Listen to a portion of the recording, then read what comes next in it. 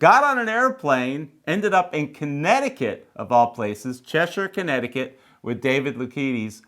Amazing. We're going to be following David around all day today. David, thank you for having me. Good meeting you. We're going to follow you around. We're going to see how David makes some knives today and have a little fun. Actually, we've got 2 days here, so we're going to see it all. So why don't you come along for the ride?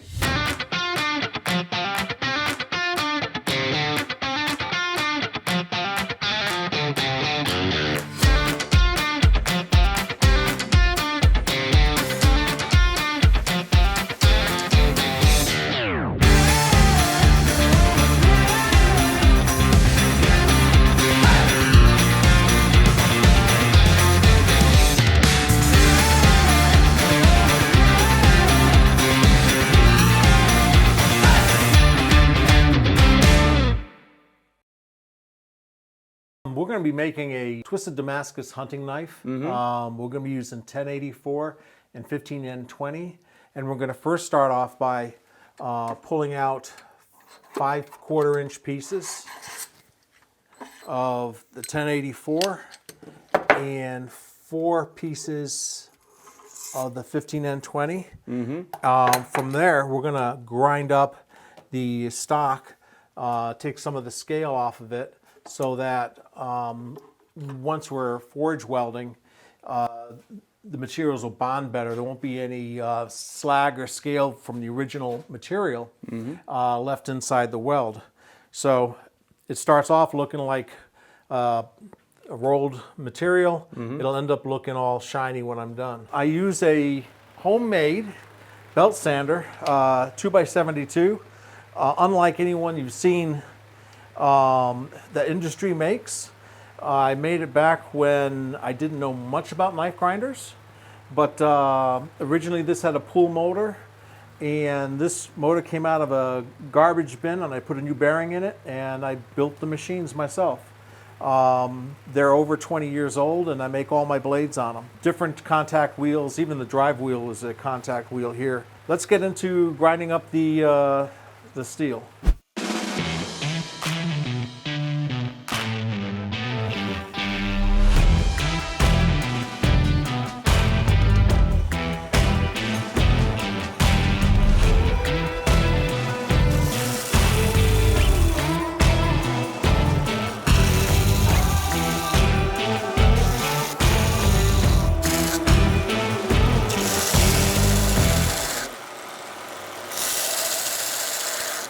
So now the surfaces have been prepped, they've been ground. The stock originally comes in ground lengthwise. I like grinding widthwise. A master smith once told me, he says, if you got going widthwise, then if you hit the flux is going to want to follow the grooves out of the middle of the billet. A lot of the stuff I've learned from different teachers and master smiths.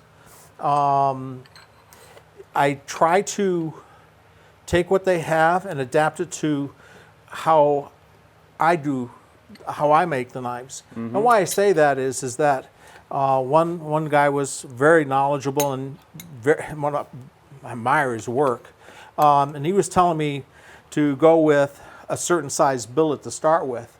And I found that while I was hammering the billet, welding the billet into one piece, this is a billet I'm making, I would hit too hard. And because I was hitting too hard, I'd end up opening up one end of the billet and then opening up the other end of the billet. And so when I got home, after not doing well in his class, I said, well, if I hit too hard and that's my normal rhythm and my normal hammering, how I hit, and it's too hard, well, why not just try to make a thicker billet and see how that responds to my heavier hitting? And it worked. So instead of making billets that are 1 inch wide, hand welded, I hand weld together billets that are probably 1 5/8, 1 3/4 wide. So I'm going to line these up. The better you get stuff lined up now, the less you'll have to grind the weld off, because I'm going to weld this shut out in the garage. Throw some clamps on this. Maybe go up this way instead. Squish the dickens out of it. Squish that. We'll take and we'll pinch the middle. I usually hold it up to the light to see if I've got gapping or any type of where light gets through. Sure. And that's a pretty tight billet to start with. Yeah. I see a tiny bit of light here or there in it, but there's not going to be much problem. Once I go stretch out the billet and rechop and restack, that's where I usually end up my problems with gaps. Yeah. Okay, so that's it for this step. Let's go on up to the garage. Well, welcome to my shop. This is where I do all the forgings. I've got probably about a 1917 trip hammer built by Sid Sudemeyer out in Nebraska, I believe. He rebuilt that back in 2009, and I've been running it ever since. It's a 25-pound weight. It'll save my arm in stretching out the Damascus billets. I was told that it's not really heavy enough of a weight to actually set Damascus. So I set the Damascus all by hand with a hand hammer, and then I stretch it all out with this. Gas, gas, gas. This is a 8-inch Darrell Ellis forge. I've had it since about 2005, and it takes about 15 minutes or so for it to heat up. What I like to do now is I want to weld this billet up. It's to keep the billets from shifting around. Some people use wire, and I found that the wire allows the billets to scissor too much. So I use weld, but I try to stay away from working areas of the weld. When I weld in the middle, I have to grind that weld out of there. Otherwise I damage the blade.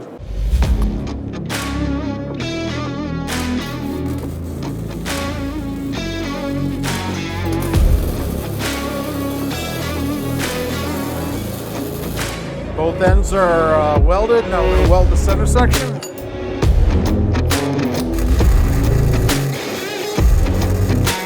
Okay, so it's all welded on the ends and down the middle.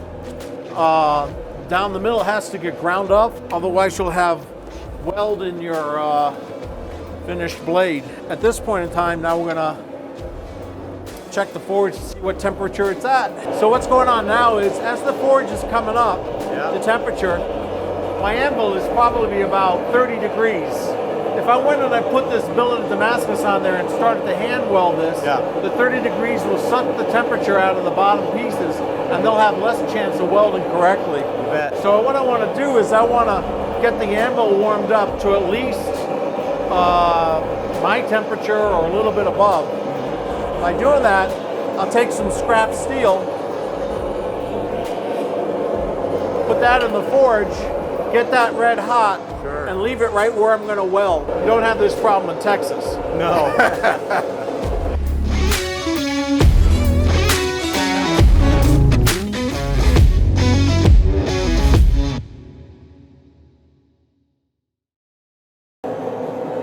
Give that a few seconds, that'll suck the heat right out of it. And that's better, it sucks the heat out of the scrap steel than my billet. Oh, sure. I don't want to heat the whole thing up, but once it starts to take in some color in the back, I will pull it out and throw some flux on it.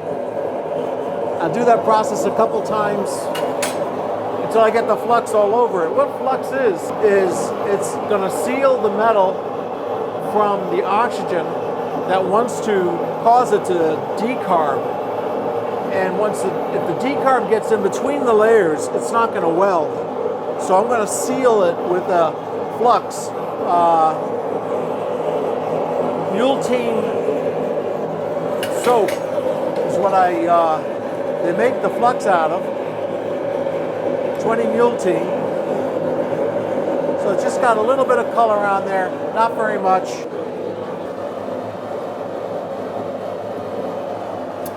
It won't really stick to the areas that aren't warm. Most people stick it in there, they get it partially glowing, and then they just flux it once. I do a little bit at a time. Turn it around.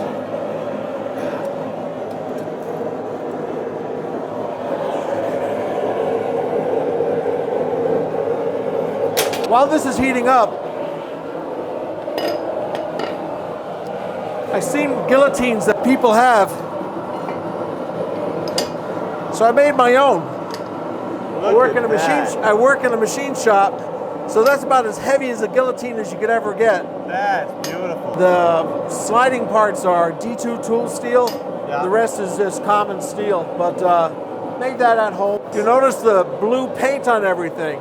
I'm a scavenger, so all of the equipment that they throw away, including electrical boxes, I would scavenge certain things and turn them into stuff. The electrical box is filled with vermiculite.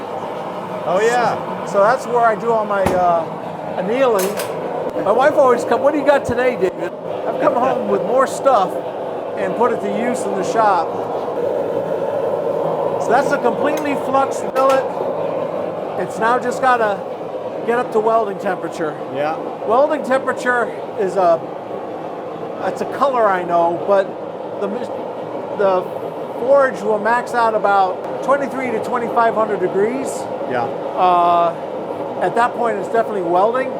There's a whitish color that shows up on the sidewalls that I look for, and the part itself will be almost that color.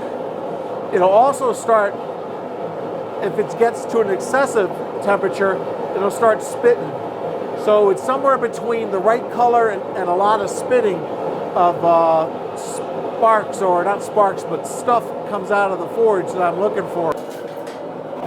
Another way of telling if the part is up to temperature is looking at all your layers to see that they're all the same color. Yeah. Or two, the size of the bubbles of the flux on the part. If it's real fine bubbles everywhere, that tells me that it's just about welded temperature, or is welded temperature. Big gross bubbles, not as much. Yeah. And I don't know where I learned some of this, but just after repetition of doing it, I've developed my own visual cues to say, hey, this is ready, that's not ready. Again, nobody gets it right the first time, and hopefully I'll get it right this time. Yeah. So if you look in there now, on top of that billet, I see big bubbles. And we're about 2 minutes away from forging. So I learned to put my bucket of water far enough away from where I'm working. I have dropped the billet into the bucket, which is total disaster. So I keep that bucket away. It's eaten 1 or 2 knives.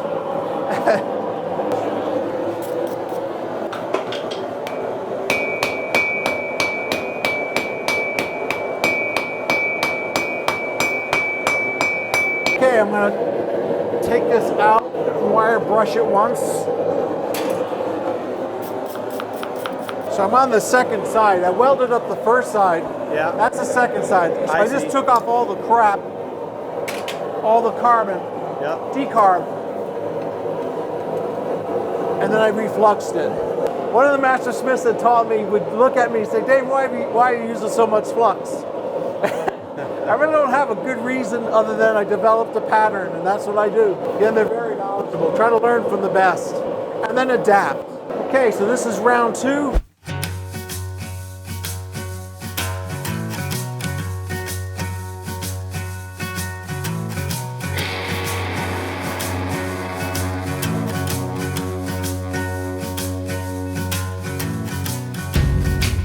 Okay, so that billet's now welded. I'm all the way through, lightly welded, not really welded solid, but it's welded enough. Or the next step is going to be to run the trip hammer and to consolidate that weld and refine it a little bit. I'm wiping off all the oil. There's oil cups on this thing everywhere. Does it? And if I don't, it's oil dripping still. And if I don't get the oil off, we'll have nice fireballs.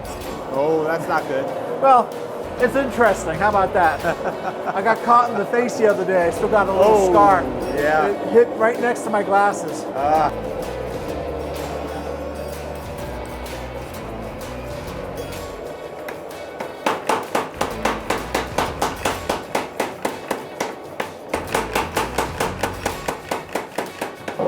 Next is going to be to stretch it out.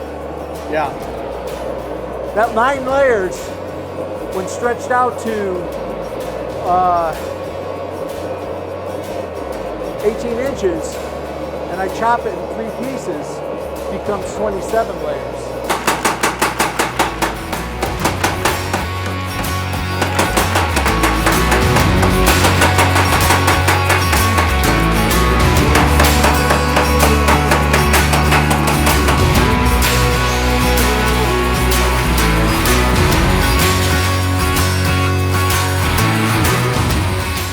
Besides grinding off the weld, which is in the middle, I'm also looking to see any lines that are rollovers from each material. So I have to make sure that's all clean, because that could become an inclusion. Okay, so that right now is the welded 9 layers of steel, stretched out a tiny bit. The MIG weld on the centers are now ground off. I ground the entire edge to make sure that there's no rollovers or inclusions. Now it's going back in to stretch it out to 18 inches, and then we're going to chop, or we're going to regrind, chop, stack, and re-weld.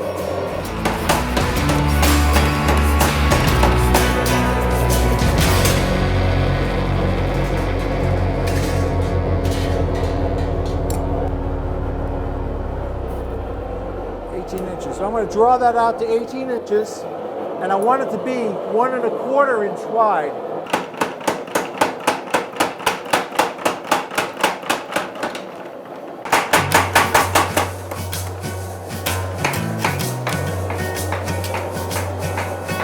Another 3 or 4 inches.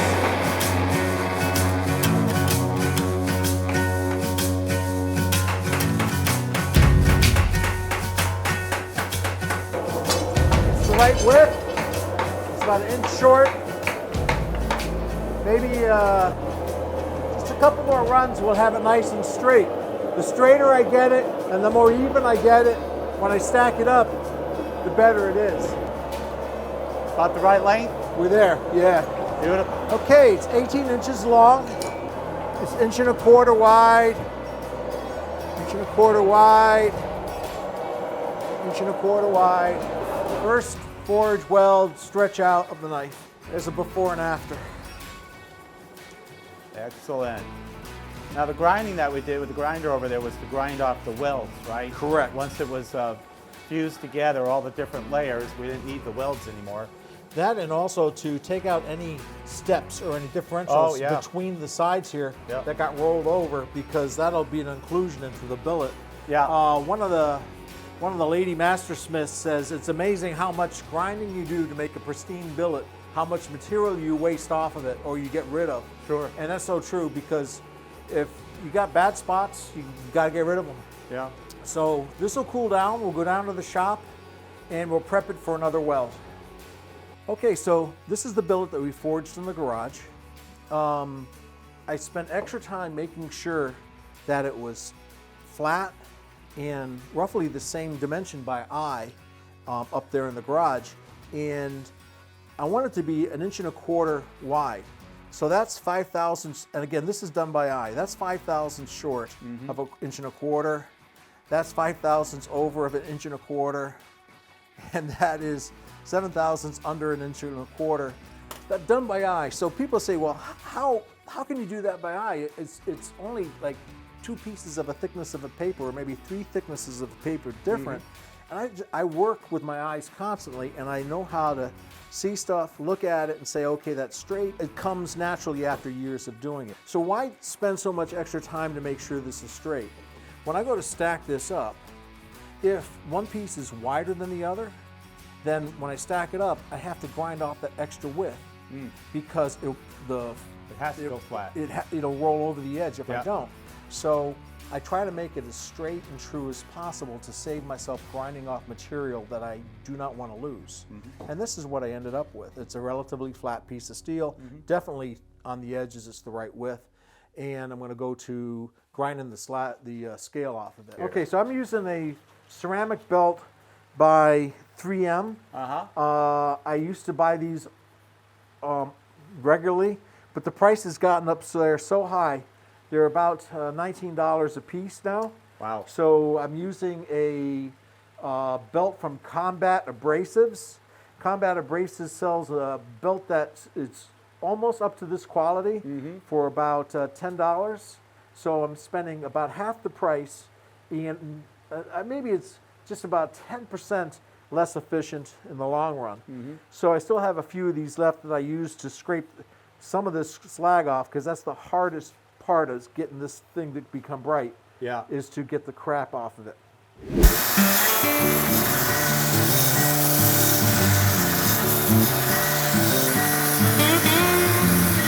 I just took all the black decarb off of it, Yeah. and the black decarb is really, really hard on the belt.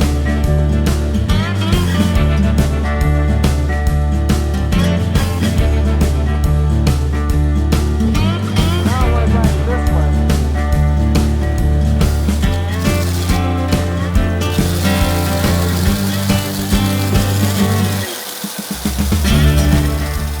Now people probably say, why are you wearing the visor? Right now you can easily see the black specks on there. They have to all come out. Yeah. But I'll get down in there and try to find every little last one of them. Yeah. Because I don't want any black speck to be welded into a knife. No. And find out when I go to grind it later that it has some junk stuck in it. This is water and a soluble oil. A lot of people, they just cool their stuff off with water, and what happens is it rusts. Well, I have a little bit of oil in there. Yeah. Later on, the oil will get ground off, but Yeah, sure.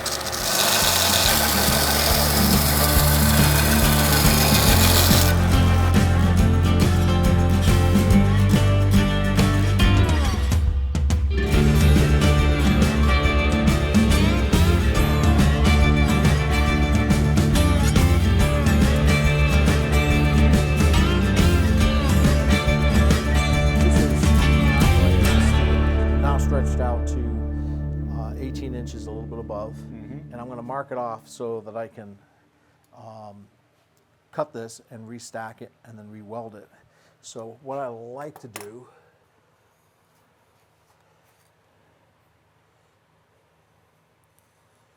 actually, I should probably cut the ends off first, so let's go over to the saw.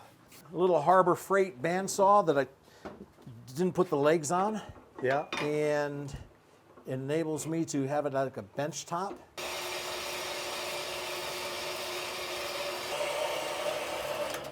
Okay. Just like that.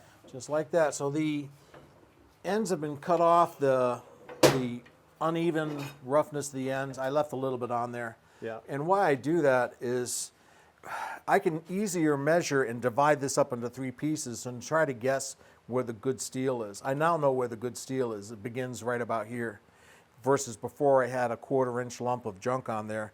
Sure. And the center section would be clean on both sides, so it's much easier just to have 3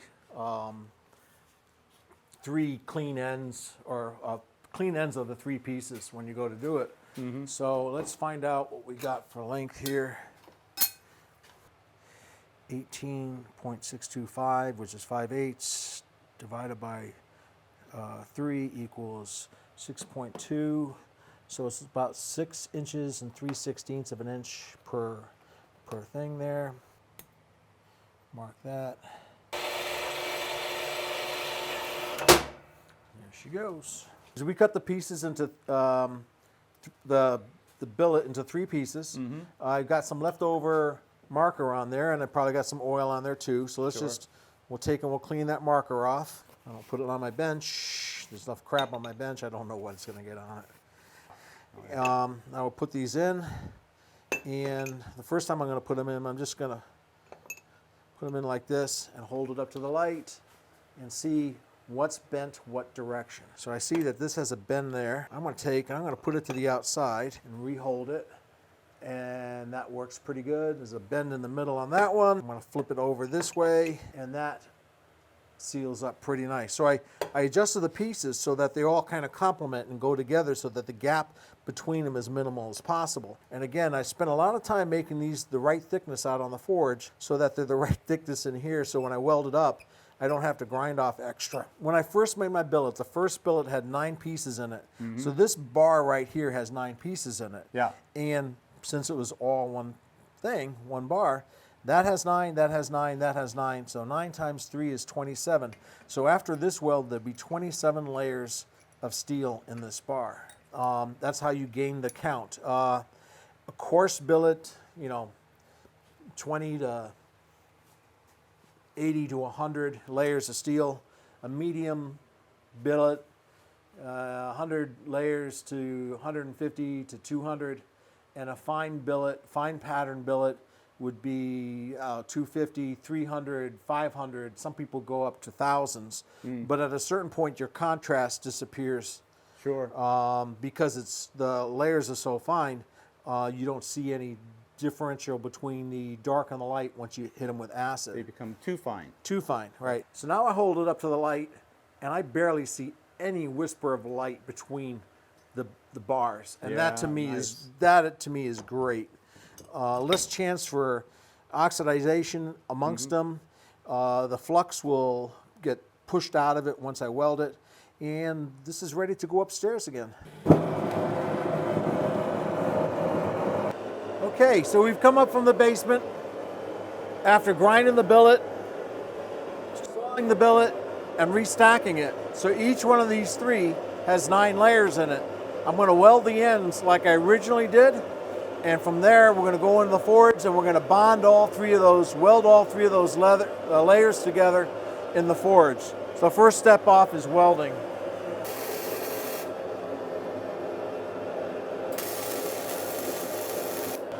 Just 4 little dots to hold that end together while I'm in the forge. So I reheated my bars of steel to get the anvil warm again. I just don't like the anvil at 40 degrees. Come on.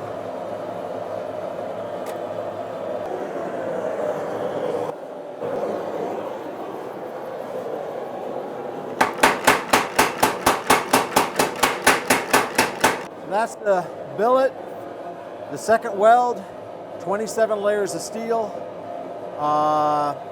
It's now got the edges ground, the weld ground off in the middle.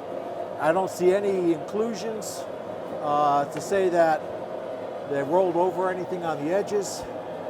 And we're going to go back into the forge and turn it into a square bar.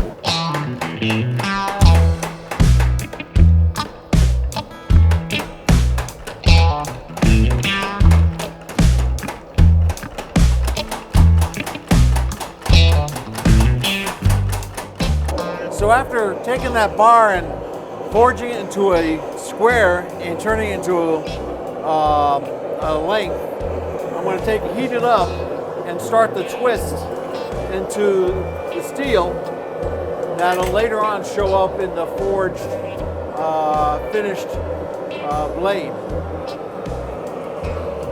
Takes a few minutes to heat that up. We'll put it in the vise and we'll take a pipe wrench that I welded another length of steel onto and twist it up into a screw. It takes a couple attempts because you can't twist the whole thing at once. Usually it'll twist in one section and the cold will not twist as much. So I kind of have to do it a few tries to get that nice even twist into it. And sometimes it doesn't come out even, but that adds to the differences in each blade. Every blade we make is slightly different. How many twists you put in, how tight of a wrap, I've seen all different types. Okay, so it's up to temperature in the middle. I'm going to bring it out, stick it into that vise, and twist it.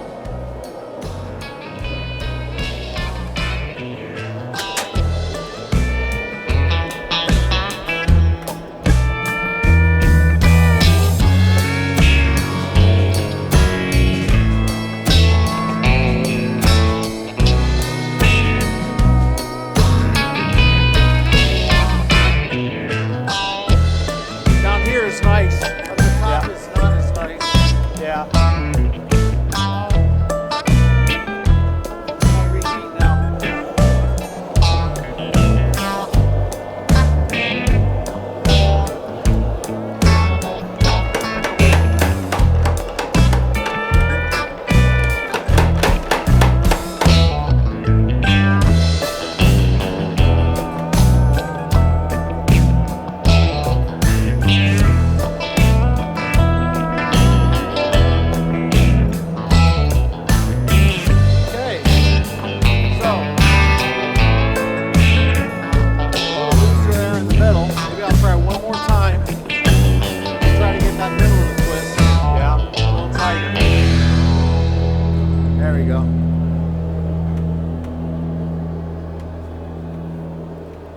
I want to put on it. Okay, so that's twisted up, a little looser in the center, but that's not going to matter. It'll get turned into multiple knives by cutting in the middle. Wire brush the scale off of it. Not very much flux, just a little bit. But one of the problems I've had in the past about making Damascus twist is that you can actually roll the metal on the top of the crest and making an occlusion. So by fluxing it a little bit, even though if it wants to roll over and it's hot enough, it should make an occlusion. It will probably weld. At least that's my theory. So the next step will be to take that screw, Damascus twist, and to flatten it to turn it into a usable piece of stock.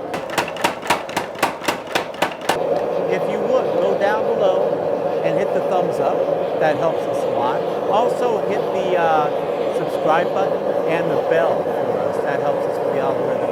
And if you get the chance, go down below. If you've got something to say it in the comments down below. That helps us out as well. He makes a lot of noise, doesn't he?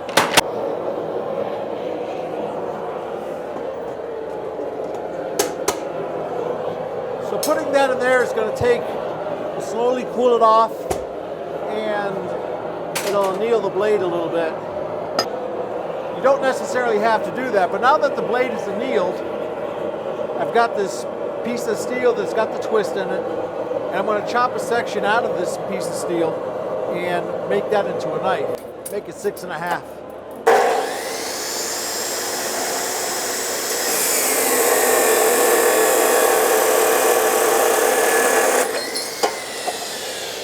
This here is where the square was. There's not much twist going on. But down here, that's where the majority of the twist is. From there out, I'm going to break these corners down. Some bladesmiths flatten their blade and they don't put a point on it because it upsets the twist pattern. I, however, put a little bit of a point on it or a point on it. So my twist will begin down here, but it's going to fade as it comes towards the very point of the knife.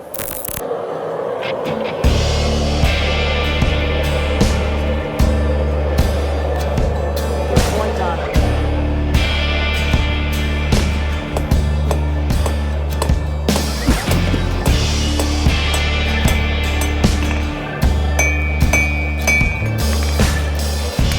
Okay, that's roughed in. Okay, so the point is pretty much 2 long tapers, somewhat in the center. It's about a 1/4 inch thick the whole way down, but I'm going to now want to put in some distal taper into it. So I'm going to use the trip hammer. When I do that, it's going to widen it out. I'm going to have to push it back in.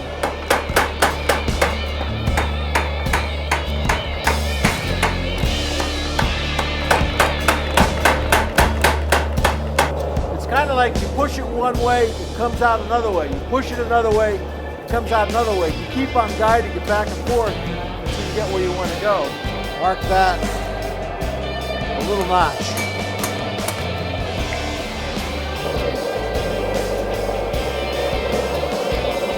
This puts up a little bit of a wave in there so that as I'm hammering down,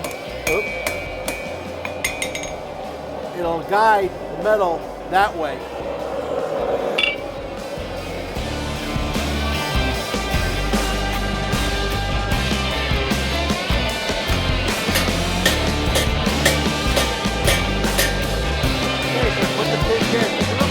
Back, but I can grind that better. Okay, so that blade is now at the right temperature. As it cools off, it's going to be reducing its grain, and what I want to do now is just get it into a position where it can sit and cool off all by itself. So we're going to shut down the forge and wait for this to cool off, and that's it for the shop up here. Okay, so in the garage, we forged out this blade, and it's got scale on it. It's oversized, its thickness. We pretty much forged it to shape, and I'm going to want to now grind the scale off and get it ready for heat treat. We'll start off with 36 grit, and the ultimate grit will be 400 grit.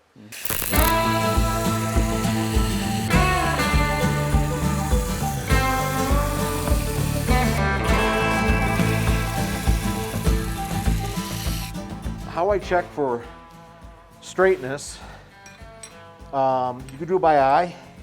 One of the tricks I've done in the past is I'll put it in a vise and I'll look to see that there's equal distance on both sides of the blade. So right now, holding on to the ricasso, I see my blade is fairly straight, and I see the gap is pretty equal. But the vise can hold it off on an angle sometimes, so I flip it over. If the other side is also good, which in this case it is, I know that that blade is pretty well straight. So it's just a check. I mean, I also use my eyes, but that's just a quick check that I'll be going back and forth. That's a trade secret too. You can put it out there and let other people try to copy it.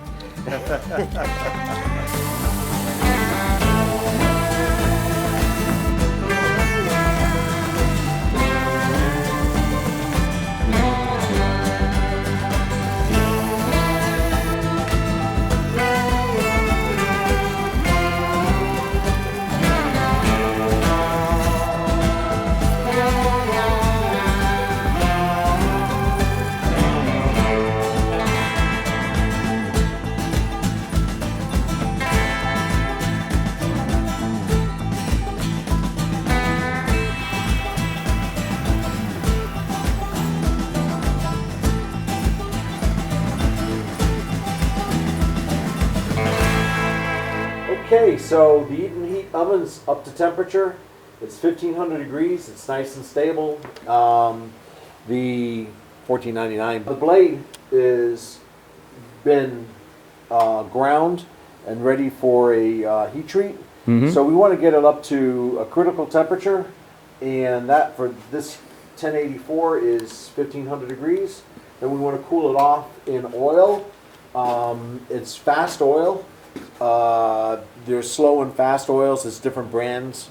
AAA, Krentz oil is Parks, or I'm not sure, is slow, and this is the faster oil I'll use for this blade.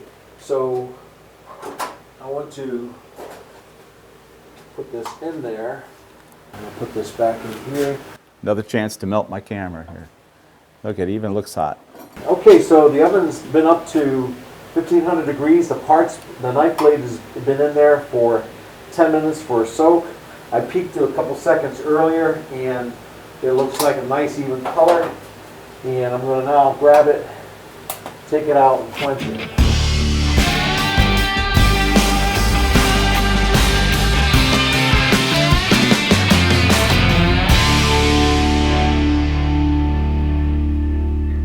And that's it. That's pretty much it for today. It's been a long day. It has been a long day. Yeah. You ready for dinner? Boy, am I. Well, we now have a hardened blade. It's not tempered. So tonight, while we're having dinner, I'm going to temper the blade, like I said, twice. Then tomorrow morning when you come in, we're going to pick up the blade and we're going to grind it to 400 grit. We got to get through the scale, and we're going to grind to a 400 grit. Normally a knife would take me like that probably about 12 hours to make, all from start to finish, from forge to end. So this has been a little bit slow, but it's been fun. Well, I appreciate you having us out today. I look forward to coming back tomorrow, and we'll finish out the knife. And you folks at home, you get to see the entire knife done. David's going to do the whole thing for us from beginning to end, and what a treat that is.